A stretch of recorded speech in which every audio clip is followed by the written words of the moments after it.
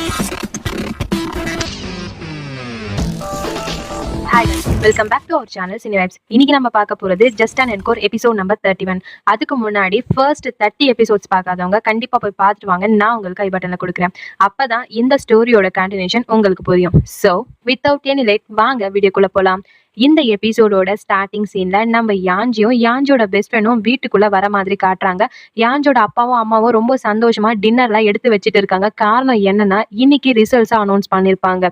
நம்ம பொண்ணு கண்டிப்பா டாப் 50 ரேங்க் குள்ள வந்திருப்பான்னு சொல்லிட்டு அவங்க ரொம்ப ஆர்வமா ரிசல்ட் என்னவா இருக்கும்னு சொல்லி எதிர்பார்த்துக்கிட்டே இருக்கும்போது நம்ம யாஞ்சியோட ஃபேஸை காட்டுறாங்க. ரொம்ப டல்லா இருக்கு. இதுலயே தெரியுது நம்ம யாஞ்சி சொன்ன மாதிரி டாப் 50 வரலன்னு. அப்படி ஃபேஸை டல்லா வச்ச உடனே அவங்களும் ரிசல்ட்ஸ் என்ன ஆச்சுன்னு சொல்லி கேட்காம நம்ம யாஞ்சியை முதல்ல போய் ட்ரெஸ் எல்லாம் சேஞ்ச் பண்ணிட்டு வா, வந்து சாப்பிடு அப்படின்னு சொல்லிட்டு கூப்பிடுறாங்க.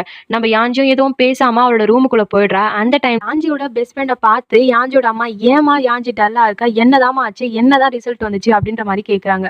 உடனே யாஞ்சியோட பெஸ்ட் ஃப்ரெண்டும் கொஞ்சம் சோகமா என்ன சொல்றானா, யாஞ்சி ரொம்ப கஷ்டப்பட்டு படிச்சா, அதுக்கான பலன் இதுதானான்னு எனக்கு தெரியல, ஆனா போன வாட்டி விட இந்த வாட்டி கொஞ்சம் தான் அதிகம் அப்படின்ற மாதிரி சொல்றான்.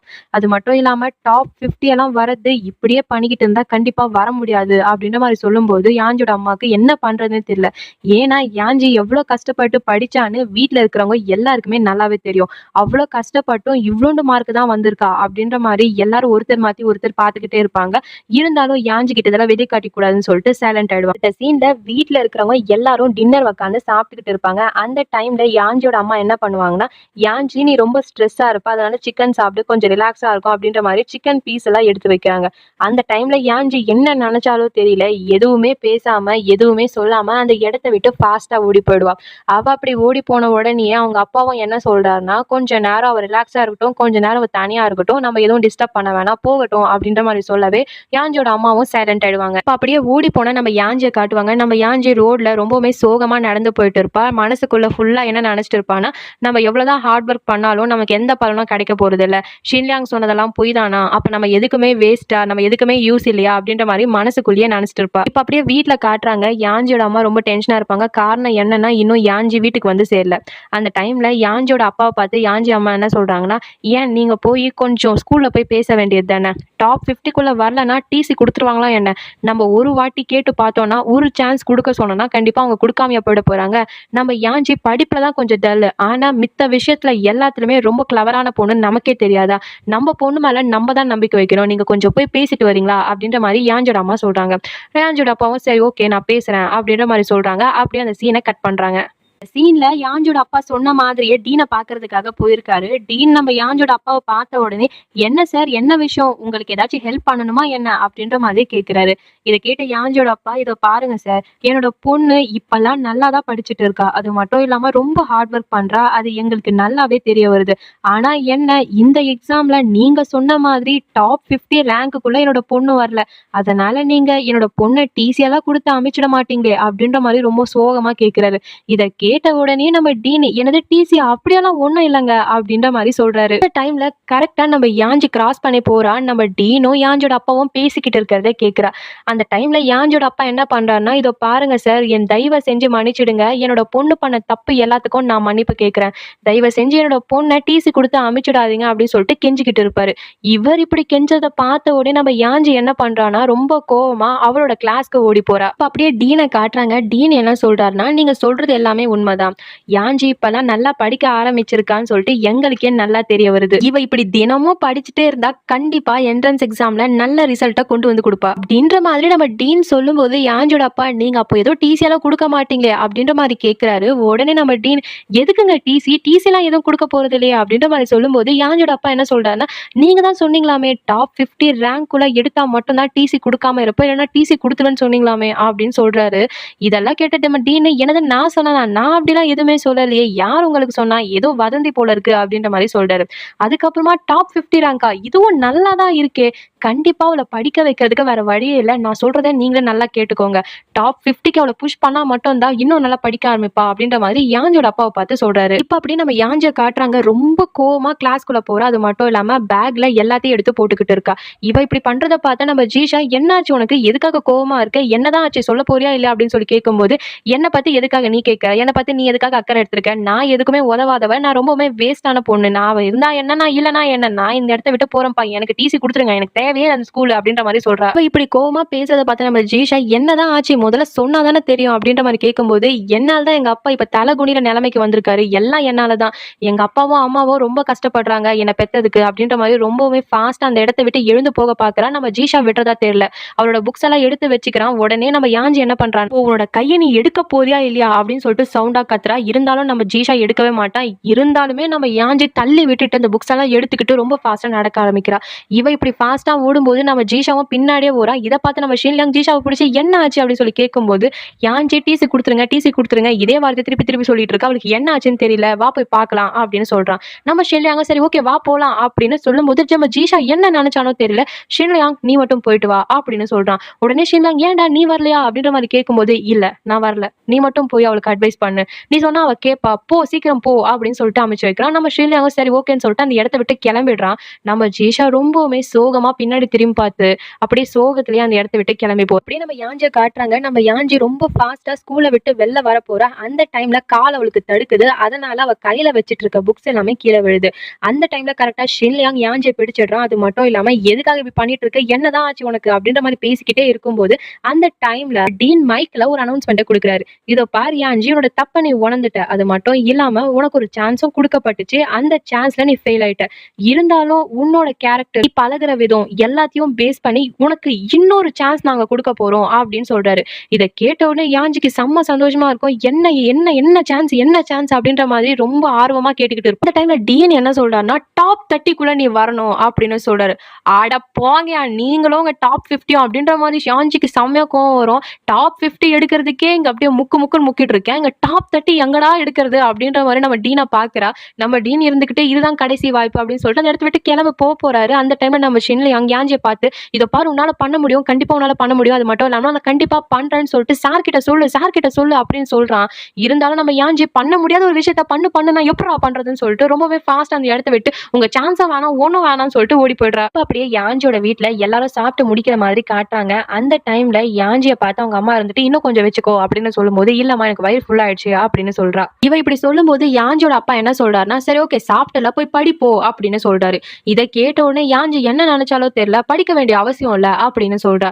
இவ இப்படி சொல்லும்போது யாஞ்சோட அப்பா சைலண்டா இருப்பாரு. ஏன் படிக்க வேண்டிய அவசியம் இல்ல, எதுக்காக உன்னை நீ நம்ப மாட்டேன்ற, உன் மேல நம்பிக்கை வச்சுதானே உனக்கு ஒரு சான்ஸை கொடுத்துருக்காங்க உங்களோட டீனு அப்படின்ற மாதிரி சொல்றாங்க. இதை கேட்ட நம்ம யாஞ்சி, ஆமா டீனு சான்ஸ் கொடுத்தது என்னவோ உண்மைதான், ஆனா அந்த சான்ஸ் எனக்காக கொடுத்தாங்களான்னு எனக்கு தெரியல, நீங்க கெஞ்சினால தானே கொடுத்தாங்க அப்படின்ற மாதிரி சொல்றா. இவ இப்படி சொல்றதை கேட்ட யாஞ்சோட அப்பாவுக்கு செம்மையா காண்டாகுது. எனது இன்னொரு வாட்டி சொல்லு அப்படின்னு சொல்ல, ஆமா நீங்க கெஞ்சினீங்கன்றதுனால தானே கொடுத்தாங்க அப்படின்னு சொல்லிட்டு திருப்பி சொல்றா. இதை கேட்டோன்னே யாஞ்சோட அப்பா என்ன சொல்றான்னா, ஆமாமா நீ இதையும் பேசுவ இதுக்கு மேலையும் பேசுவ, நீ ஒழுங்கா இருந்திருந்தா நான் எதுக்காக இந்த வயசுல உன்னோட டீன் கிட்ட போய் கெஞ்சுற நிலைமை வந்திருக்கோம், நீயும் உன்னோட பெஸ்ட் ஃப்ரெண்ட் மாதிரி நல்லா படிச்சுட்டு இருந்தா எனக்கு எதுக்காக இந்த நிலைமை வந்திருக்கும் அப்படின்ற மாதிரி சொல்றாரு. இதை கேட்டு நம்ம யாஞ்சி, ஓஹோ அப்படியா, நான் படிக்கலன்னு நீங்க சொல்றீங்களா, நான் படிச்சேன், என்னால முடிஞ்ச அளவுக்கு நான் படிச்சேன், ஆனா என்னோட ஹார்ட் ஒர்க்காக கிடைச்ச ரிசல்ட்ஸ் கம்மி தான், நானே ஒத்துக்கிறேனே, அதுக்காக என்னால என்ன பண்ண முடியும்னு நினைக்கிறீங்க, என்னால முடிஞ்ச அளவுக்கு தான் என்னால படிக்க முடியும், உங்களுக்கு அவ்வளோ இதுவா இருந்துச்சுன்னா என்னோட பெஸ்ட் ஃப்ரெண்டே உங்களோட பொண்ணா ஏத்துக்கோங்க, அது மட்டும் இல்லாம அவளை நினைச்சு நீங்க பெருமைப்பட்டுக்கோங்க, அவ நல்லா படிக்கிறான்றது காரணத்துக்காக எல்லாம் என் மேல நிறைய ஹோப் எல்லாம் வைக்காதீங்க, என்னால என்ன பண்ண முடியுமோ அதுதான் என்னால பண்ண முடியும், நான் டாப் 10 வருவேன், டாப் 30 வர, டாப் 50 வருவேன்லாம் கனவெல்லாம் காணாதீங்க, என்னால என்ன பண்ண முடியுமோ அது மட்டும் தான் என்னால பண்ண முடியும், இதுக்கு மேல நான் என்ன சொல்றதுன்னு எனக்கே தெரியலன்னு சொல்லிட்டு யாஞ்சி அந்த இடத்த விட்டு ரொம்பவுமே ஃபாஸ்டா எழுந்து போயிடுவா. அந்த டைம்ல யாஞ்சோட அம்மா யாஞ்சோட அப்பாவை பார்த்து, நீங்க இப்படி இவ்வளவு ரூடா பேசிருக்க கூடாதுங்க அப்படின்னு சொல்றாங்க. அதுக்கு நம்ம யாஞ்சோட அப்பா எதுவும் ரியாக்ட் பண்ண மாட்டாரு, ரொம்பவுமே சைலண்டா இருப்பாரு. அந்த டைம்ல யாஞ்சோட அம்மா சாப்பிடுங்க ப்ளீஸ்ங்க சாப்பிடுங்க அப்படின்னு சொன்னாலும், என் பொண்ணுக்கு இருக்க ரோஷன் தான் எனக்கு இருக்கும், என்னோட ரோஷன் தான் அவளுக்கும் வந்திருக்கு, என்னால மட்டும் எப்படி சாப்பிட முடியும்னு சொல்லிட்டு அந்த இடத்த விட்டு எழுந்து போயிடுறாரு. இப்ப அப்படியே யாஞ்சி அவளோட ரூமுக்கு வர மாதிரி காட்டுறாங்க. அந்த டைம்ல அவளுக்கு பாலோட சத்தம் ரொம்ப சவுண்டா கேட்டுக்கிட்டு இருக்கும். என்னடா இதுன்னு சொல்லிட்டு ஜன்னல் பக்கமா எட்டி பார்த்தா அங்க நம்ம ஷின்லியாங் நின்னுட்டு இருக்கான். அவன் என்ன சொல்றான்னா, நீ கோழையா இருக்காத, ஏன் இப்படி பண்ற, இப்போ மட்டும் நீ விட்டு கொடுத்தினா உன்னை கோழம் தான் எல்லாரும் சொல்லுவாங்க, அது உனக்கு தேவையா அப்படின்ற மாதிரி சொல்றான். இப்பதான் நீ படிக்க ஆரம்பிச்சிருக்க, நான் இல்லைன்னு சொல்லவே இல்லை, அதுக்கான ரிசல்ட் ரொம்ப கம்மியா தான் வந்துச்சு, அதுவும் பரவாயில்ல, இருந்தாலும் இன்னும் நீ நல்லா படிக்க ஆரம்பிக்கணும், அப்பதான் உன்னால நீ நினைச்சதை அச்சீவ் பண்ண முடியும் அப்படின்னு சொல்றான். இந்த டைம்ல போய் இல்ல என்னால முடியாது, என்னால எதுவுமே படிக்க முடியாது, நான் என்னதான் ஹார்ட் ஒர்க் பண்ணாலும் எனக்கு இவ்வளவுதான் ரிசல்ட், நீ ஏன் நினைச்சுக்கிட்ட, அது உன்னோட முட்டாள்தனம். இப்ப கோவத்துல எந்த முடிவு எடுத்தாலும் அது தப்பா தான் முடியும். அது மட்டும் இல்லாம ஃபியூச்சர்ல அதை நினைச்சு நீ வருத்தப்படக்கூடாதுன்னு நான் நினைக்கிறேன். என்னையே எடுத்துக்கோ, என்னோட ஸ்பெஷல் டேலண்ட் எக்ஸாம்ல நான் குவாலிஃபை ஆகல, இருந்தாலும் அதுக்காக நான் அட்டென்ட் பண்ணாமையா போயிட்டேன். இவ்ளோ சொல்லியும் உனக்கு எதுவுமே புரியலனா நீ கனவு காண்றதே வேஸ்ட், உன்னோட வாழ்க்கையே வேஸ்ட். அப்புறம் என்னோட வாழ்க்கையிலேயே பார்த்த ரொம்பவுமே முட்டாளான பொண்ணுனா அது நீ தான் நான் சொல்லுவேன். இவன் இப்படி எல்லாம் திட்டுறது கேட்ட உடனே நம்ம யாஞ்சிக்கு செம்ம காண்டாயிடும். போடா நீயோட அட்வைஸ் சொல்லிட்டு டோரை க்ளோஸ் பண்ணிட்டு சைலண்டா போய் உட்காந்துருவா. யாஞ்சி சைலண்டா ரூம்ல உட்காந்து இருக்கும் போது கரெக்டா அந்த டைம்ல யாஞ்சியோட பெஸ்ட் ஃப்ரெண்ட் ரூமுக்கு வரா. இவ இப்படி ரொம்பவுமே கோவமா உட்காந்து இருக்கதை பார்த்த உடனே நீ ரொம்ப பேடான மூட்ல இருக்கன்னு எனக்கு நல்லாவே தெரியும், இருந்தாலும் உன்கிட்ட இப்போ ஒரு சீக்ரெட்டை சொல்லணும்னு தோணுது, நான் சொல்லலாமா அப்படின்ற மாதிரி கேட்கும்போது நம்ம யாஞ்சியும் சொல்லு அப்படின்னு சொல்றா. உடனே நம்ம யாஞ்சோட பெஸ்ட் ஃப்ரெண்ட் என்ன சொல்றான்னா, உனக்கு நல்லாவே ஒரு விஷயம் தெரியல, நான் என்னோட அப்பாவையும் அம்மாவையும் அவங்க ஜெயிலுக்கு போன பிறகு ஒரு வாட்டி கூட போய் பார்க்கல, அதுக்கு காரணம் என்னன்னு நீ நினைக்கிற அப்படின்னு நம்ம யாஞ்சி கேட்கும் போது எனக்கு தெரியல அப்படின்னு சொல்றா. அப்ப நம்ம யாஞ்சோட பெஸ்ட் ஃப்ரெண்ட் என்ன சொல்றானா, அவங்க இப்படி ஜெயில இருக்காங்க, நான் அசிங்கப்பட்டு அவங்கள போய் பார்க்கலன்னு நினைக்கிறியா, அதுதான் இல்ல, அவங்கள போய் பார்க்கறதுக்கு எனக்கு தெம்பு இல்லை, எப்படி சொல்றதுன்னா அவங்கள எப்படி ஃபேஸ் பண்றதுன்னு எனக்கு தெரியல, அவங்க எனக்கு நிறைய நல்ல விஷயங்களை கத்து கொடுத்துருக்காங்க, அவங்க எனக்கு எப்படி வாழணும்னு கத்து கொடுத்துருக்காங்க, ஒரு வேலை நான் அவங்கள போய் பார்த்தா அவங்க கண்டிப்பா கில்ட்டியா ஃபீல் பண்ணுவாங்க, ரொம்பவுமே அப்செட் ஆயிடுவாங்க, இருந்தாலும் அவங்களுக்காக நான் எப்பவுமே என்னோட ரிப்போர்ட் கார்டை சென்ட் பண்ணுவேன். எதுக்காக நான் சென்ட் பண்றேன்னா அவங்க இல்லைனாலும் நான் நல்லா தான் படிக்கிறேன், என்னோட காலில் என்னால் நிற்க முடியுன்றதுக்காக தான் நான் அந்த மாதிரி என்னோட ரிப்போர்ட் கார்டை சென்ட் பண்றேன். நான் உனக்கு எதுக்காக சொல்றேன்னா இதை பாரு யாஞ்சி, கண்டிப்பா இப்போ உன்னால நினைச்சாலும் உன்னால நல்லா படிக்க முடியும் அப்படின்ற மாதிரி சொல்றா. இதெல்லாம் கேட்ட உடனே நம்ம யாஞ்சிக்கும் ஏதோ ஒரு பாசிட்டிவிட்டி வருது. அது மட்டும் இல்லாம நம்ம கண்டிப்பா ட்ரை பண்ணி தான் பார்ப்போமே, முடிஞ்ச வரைக்கும் போராடுவோம், முடியலன்னா பரவாயில்ல, அட்லீஸ்ட் அந்த திருப்தியாச்சும் கிடைக்கும் அப்படின்ற மாதிரி நினைச்சுக்கிறேன். அப்படியே அடுத்த நாள் காலையில ரொம்பவுமே பாசிட்டிவா வீட்டை விட்டு கிளம்ப போறா. அந்த டைம்ல ஜன்னல் வழியா பார்த்தா நம்ம ஷின்லியாங் அங்கே படுத்து தூங்கிட்டு இருக்கான் போல இருக்கு. அங்கிருந்து நம்ம ஷின்லியாங்க கூப்பிடுறா. அது மட்டும் இல்லாம நீ நைட்டு சொன்னது எல்லாமே பொய்ன்னு சொல்லிட்டு நான் நிரூபிக்கிறேன், நான் ஒன்றும் கோழை கிடையாது, நான் எல்லார விடையும் டிஃப்ரெண்டான பொண்ணு, அதை நீயே தெரிஞ்சுப்ப அப்படின்னு சொல்லும் போது நம்ம ஷின்லியாங்க்கும் ரொம்ப சந்தோஷமா இருக்கும். எப்பாடி அட்லீஸ்ட் இப்பயாச்சும் அவளுக்கு தெரியுதே அப்படின்ற மாதிரி நினைச்சுக்கிறா. அது மட்டும் இல்லாம ரொம்ப சந்தோஷப்படுறான். இப்ப அப்படியே அடுத்தடுத்த சீன்ல நம்ம யாஞ்சி எவ்வளவு முடியுமோ அவ்வளோ படிக்க ட்ரை பண்றா. அவளுக்கு புரியலன்னா ஜியாகிரபி மேம் கிட்ட கேட்டு எக்ஸ்ட்ரா கிளாஸ் கூட எடுத்துக்கிட்டு படிக்க ஆரம்பிக்கிறா. அது மட்டும் இல்லாம எங்க போனாலும் படிச்சுட்டே இருப்பா. கிளாஸ்ல படிக்கிறா, ஜீஷா முடிஞ்ச அளவுக்கு சொல்லி தருவான். அது மட்டும் இல்லாம எல்லா இடத்துலயும் படிச்சுட்டே தான் இருப்பா. முடிஞ்ச அளவுக்கு நோட்ஸ் ப்ரிப்பேர் பண்ணி வச்சுப்பா. அவளோட மெயின் கோல் டாப் 50 டாப் 10 டாப் 100 கிடையாது. அவள் என்ட்ரன்ஸ் எக்ஸாமில் கண்டிப்பாக பாஸ் ஆகணும். அது மட்டும் இல்லாமல் நல்ல யூனிவர்சிட்டியில் ஜாயின் ஆகணும். இப்போ அதுதான் அவளோட ஒரே ஒரு கோலு, ஒரே ஒரு ஆசை, எல்லாமே அது மட்டும்தான். அப்படியே பல நாட்களும் போகுது. அது மட்டும் இல்லாமல் என்ட்ரன்ஸ் எக்ஸாம் முன்னாலும் வருது. அந்த டைமில் நம்ம யாஞ்சி அவளோட வீட்டில் இருக்கா. அது மட்டும் இல்லாமல் அவளோட விஷ் லிஸ்ட்டில் என்ன எழுதி வைக்கிறான்னா, நான் என்ட்ரன்ஸ் எக்ஸாமில் நல்லபடியாக பாஸ் ஆகி பேக்கிங் யூனிவர்சிட்டியில் ஜாயின் ஆகணும் அப்படின்னு சொல்லிட்டு எழுதி வைக்கிறான். அந்த டைமில் அவங்க அப்பா வராரு. வந்தது மட்டும் இல்லாம என்ன சொல்றாருன்னா, நாளைக்கு உன்னோட என்ட்ரன்ஸ் எக்ஸாம்ல ரொம்ப நெர்வஸா இருக்கியோ அப்படின்னு சொல்லிட்டு கேட்கிறாரு. உடனே யாஞ்சி கொஞ்சம் நெர்வஸா இருக்கு அப்படின்னு சொல்றா. அந்த டைம்ல அவர் என்ன சொல்றாருன்னா, உன்னோட எக்ஸாம் சென்டர் உன்னோட ஸ்கூல்லே வந்துச்சு, ஆனா அவனோட பெஸ்ட் ஃப்ரெண்ட்க்கு ரொம்ப தொலைவுன்றதுனால அம்மாவும் அவளும் இன்னைக்கு நைட்டே ஒரு ஹோட்டல்ல போய் ஸ்டே பண்றாங்க. இப்போ வீட்டுல நீயும் நானும் தான் இருக்கோம், வேணும்னா நம்ம 2 பேரும் அப்படியே கொஞ்ச நேரம் டிரைவ் போயிட்டு வரலாமா அப்படின்னு சொல்லிட்டு கேட்கிறாரு. இப்போ யாஞ்சியும் போலாமே அப்படின்னு சொல்றா. அடுத்த சீன்ல நம்ம யாஞ்சோட அப்பா கூட நம்ம யாஞ்சி அவரோட கார்ல போயிட்டு இருப்பா. அந்த டைம்ல யாஞ்சோட அப்பா என்ன சொல்றாருன்னா, நீ இந்த வருஷம் எவ்வளவு ஹார்ட் ஒர்க் பண்ணன்னு நான் என் கண்ணால பார்த்தேன், நான் அன்னைக்கு உன்கிட்ட அப்படி பேசியிருக்க கூடாது, என்னை மன்னிச்சுடு யாஞ்சி அப்படின்னு சொல்றாரு. யாஞ்சோட அப்பா யாஞ்சி கிட்ட சாரி கேட்ட உடனே யாஞ்சிக்கு என்ன ரியாக்ட் பண்றதுன்னே தெரியல, ரொம்பவுமே சைலண்டா இருப்பா. இப்படி அந்த சீனை கட் பண்றாங்க. அடுத்த சீன்ல யாஞ்சிக்கு பிடிக்கும்னு சொல்லிட்டு யாஞ்சிக்காக பஞ்சு மிட்டாய் வாங்குறாரு. அது மட்டும் இல்லாம அவளுக்கு கம்பெனி கொடுக்கறதுக்காக அவரை உட்காந்து சாப்பிட்டுட்டு இருப்பாரு. இவர் அதை சாப்பிடறத பார்த்த உடனே நம்ம யாஞ்சி, அப்பா நீங்க பஞ்சு மிட்டாய் கூட சாப்பிடுவீங்களா அப்படின்ற மாதிரி கேட்கும்போது, என்னோட பொண்ணு கூட இருக்கும்போது சாப்பிடுவேன் அப்படின்னு சொல்றாரு. அந்த டைம்ல யாஞ்சியும் மன்னிப்பு கேட்கிறான். நானும் அன்னைக்கு ரொம்ப ஹார்ஷா பேசிட்டேன், நான் அப்படி பேசிருக்க கூடாது, என்ன மன்னிச்சுடுங்கப்பா அப்படின்னு சொல்றா. அவங்க அப்பாவும், அதெல்லாம் ஒண்ணும் இல்லம்மா, நானே அந்த பிளேஸ்ல இருந்திருந்தாலும் கண்டிப்பா அப்படிதான் பேசியிருப்பேன், நீ எதுவும் தப்பா பேசல, நான் எதையும் எடுத்துக்கல, நான் எதையும் மனசுல எதையும் வச்சுக்கல அப்படின்னு சொல்றாரு. அந்த டைம்ல அவங்க அப்பா யாஞ்சியை பார்த்து, நீ பேக்கிங் யூனிவர்சிட்டியை ஏம் பண்ணிருக்கன்னு தெரியுது அப்படின்னு சொன்ன உடனே, அப்பா அதை நான் ஏதோ சும்மா எழுதுனேன் அப்படின்னு சொல்றா. இல்லம்மா, ஒரு ட்ரீம் ஒரு எய்ம் இருக்கிறதுல தப்பே இல்லை, நான் பாரு எவ்வளோ ஆர்டினரியான லைஃப்பை வாழ்ந்துட்டு இருக்கேன். ரொம்ப சாதாரண லைஃப், ரொம்ப சாதாரணமான குடும்பம், சாதாரணமான மனுஷன். ஆனா என்னோட பொண்ணு ரொம்ப டிஃப்ரெண்ட். அவளுக்குன்னு ஒரு கனவு இருக்கு. அவளுக்குன்னு ஒரு எல்லா விதமான ஹோப் இருக்கு. எல்லாமே இருக்கு. அவ அவளுக்கான வாழ்க்கைய தேடி போறா. அவ அவளையே டிபெண்டன்ட்டா இல்லாம இண்டிபெண்டன்ட்டா மாத்திக்க ட்ரை பண்றா. இப்படிப்பட்ட பொண்ணு கிடைக்கிறதுக்கு நான் ரொம்ப குடுத்து வச்சிருக்கணும் அப்படின்னு சொல்லிட்டு புகழ்ந்து பேசுறாரு. இத கேட்டு நம்ம யாஞ்சிக்கு ரொம்ப சந்தோஷமா இருக்கும். அப்படியே அவங்களோட டைம அந்த நைட்ல அப்படியே ஸ்பெண்ட் பண்றாங்க. இப்படி அந்த சீனையும் கட் பண்றாங்க. நாள் காலையில எல்லாம் பரபரப்பா இருப்பாங்க. காரணம் என்னன்னா, யூனிவர்சிட்டி என்ட்ரன்ஸ் எக்ஸாம் நடக்க போகுது. அங்க நம்ம டீன பார்க்கணுமே, செம்ம டென்ஷனா இருக்காரு. எல்லா பசங்ககிட்டயும் ரிலாக்ஸா இருங்க, எல்லாரும் நல்லபடியா எழுதுங்க, மறுபடியும் ரீசெக் பண்ணுங்க, பேப்பரை எல்லாத்தையும் இது பண்ணுங்க, அதை பண்ணுங்கன்னு சொல்லிட்டு சொல்லிக்கிட்டே இருக்காரு. அந்த டைம்ல நம்ம யாஞ்சி வரா. யாஞ்சிய பார்த்த உடனே புடிச்சு நிறுத்தி, இதோ பாரு யாஞ்சி, கண்டிப்பா உன்னோட பேர் எழுதுறதுக்கு மறந்துடாத, ரொம்ப பதட்டப்படாத, எல்லாமே நல்லபடியா நடக்கும். முதல்ல உன்னோட பேரை எழுதிட்டு அதுக்கப்புறமா ரீசெக் பண்ண, ஆன்சர்ஸ் எல்லாம் எழுதின பிறகு அப்படின்னு சொல்லிட்டு சில அட்வைஸ்லாம் கொடுக்குறாரு. நம்ம யாஞ்சியோ சரிங்க சார்ன்னு சொல்லிட்டு அந்த இடத்த விட்டு போறோம். அந்த டைம்ல நம்ம சார் என்ன பண்றாருன்னா, இதோ பாருமா நல்லபடியா எழுத, ஆல் தி பெஸ்ட் அப்படின்னு சொல்லும்போது ஜியோகிராஃபி மேம் இருந்துகிட்டு, நீங்க எதுக்காக இவ்ளோ பதட்டமா இருக்கீங்க, பாருங்க பசங்க எவ்வளவு ரிலாக்ஸா இருக்காங்க அப்படின்ற மாதிரி சொல்றாங்க. உடனே நம்ம டீன் என்ன சொல்றாருன்னா, அவங்க இப்படி ரிலாக்ஸ் தான் இருப்பாங்க, அதுக்கப்புறமா ரிசல்ட் வந்த பிறகுதான் நமக்கு இருக்கும், நீங்க வேற அப்படின்ற மாதிரி பேசிக்கிட்டு இருப்பாரு. நமக்கு மட்டும் இல்ல, இந்த எக்ஸாம் தான் அவங்களோட வாழ்க்கையை முடிவு பண்ண போகுது அப்படின்ற மாதிரி சொல்லிட்டு இருப்பாரு. அப்படியே எல்லாரும் எக்ஸாம் எழுதி முடிச்சுட்டு வர மாதிரி காட்டுறாங்க. அப்படியே அந்த சீனையும் கட் பண்றாங்க. இப்ப நம்ம யாஞ்சியோட வீட்டுல காட்டுறாங்க. நம்ம யாஞ்சியோட அப்பாவும் அம்மாவும், வா யாஞ்சி நம்ம எல்லாருமே ஃபேமிலி போட்டோ எடுத்துக்கலாம் அப்படின்னு சொல்லி கூப்பிடும்போது நம்ம யாஞ்சியும் வரா. அவங்க எல்லாருமே சேர்ந்து ரொம்பவுமே சந்தோஷமா ஒரு ஃபேமிலி போட்டோ எடுத்துக்கிறாங்க.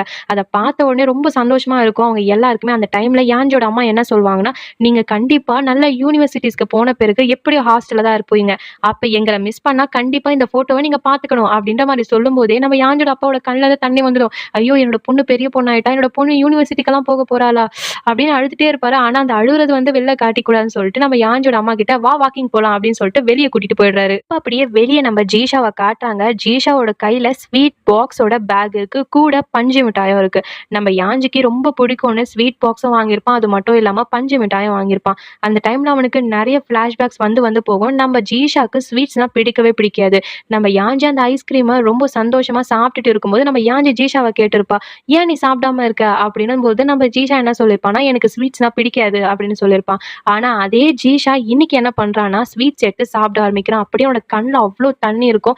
அப்படியே நம்மளோட பழைய மெமரிஸ் எல்லாம் நினைச்சு பார்க்கறான். யாஞ்சி கூட அவன் இருந்தது, யாஞ்சி பண்ண சின்ன சின்ன விஷயங்கள்னு எல்லாத்தையுமே நினைச்சு பார்த்துட்டு இருப்பான். இந்த சீன் பார்க்கறதுக்கே அவ்வளோ கஷ்டமா இருக்கும். இப்படி அந்த சீனை கட் பண்ணி யாஞ்சியோட வீட்டுல காட்டுறாங்க. யாஞ்சி டிவி பார்த்துட்டு இருப்பான். அந்த டைம்ல யாஞ்சியோட அப்பா ஏதோ சில பேக் எல்லாம் கொண்டு வந்து நம்ம யாஞ்சி கிட்ட கொடுக்குறாரு. அதை பார்த்த உடனே யாஞ்சி, ஸ்வீட்ஸ் இருக்கு அப்பா, என்ட்ரன்ஸ் எக்ஸாம் முடிஞ்ச உடனே ஸ்வீட்ஸ் வாங்கி தருவீங்க, நீங்க சொல்லவே இல்லை ஆனா வாங்கி கொடுத்துருக்கீங்களே அப்படின்னு சொல்லிக்கிட்டே இருக்கும்போது அப்பா என்ன சொல்றாருன்னா, எனக்கு நான் வாங்கினா, நான் அதை வாங்கலாமா, நம்ம வீட்டுக்கு வெளியே தான் இருந்துச்சு, உனக்காக தான் யாராச்சும் வச்சுட்டு போயிருப்பாங்கன்னு நினைச்சேன், அதான் உள்ள கொண்டு வந்தேன் அப்படின்னு சொல்லிட்டு அவர் பாட்டு போயிடுறாரு.